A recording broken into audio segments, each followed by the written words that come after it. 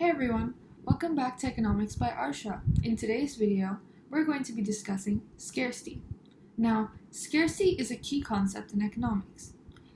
It occurs when the demand for a good or a service is greater than its availability. It affects the monetary value that people place on goods and services, and how governments and private firms distribute their resources. To an economist, all goods and services that have a price are being rationed and therefore are relatively scarce. Now, let us take an example. Look around in your town or city. You might see that there are a lot of cars, but if you observe closely, not everyone owns one. And the most common reason would be they simply can't afford it. Now you can see the ability of the consumer to purchase the car is based on their income versus the price of the car. Now we can conclude that the price of the car is being used to ration the good. Why? Because it is scarce. Now, what about a resource that isn't scarce, such as air? It is an ample and infinite resource that doesn't need to be rationed. Therefore, it doesn't have a price and isn't considered an economic good. Now, after looking at these two examples, we can conclude that if a good or a service has a price, it is being rationed, and therefore is considered an economic good.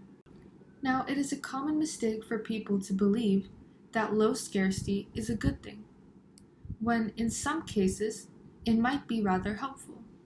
For example, governments strictly regulate the rate at which they produce paper money. Why?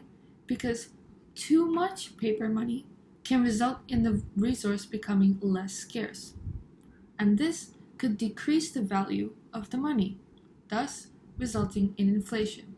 And as we all know, frequent bouts of inflation weakens an economy. So sometimes regulating and creating scarcity on purpose is important to ensure the stability of an economy. To summarize, scarcity occurs when the demand for a good or a service is greater than its availability. This affects the monetary value that people place on goods and services, and how governments and private firms distribute their resources. To an economist, scarcity means that the good is now being rationed and therefore has a price. Scarcity can help us identify different economic goods and services. And as scarcity is relative to the time period, sometimes scarcity of a product can increase or decrease based on demand. This forms the basis of a key concept in economics, demand and supply, which we will touch on in later videos. Now, in the next video, we're going to talk about another key concept of economics, choice and opportunity cost. Well, until then.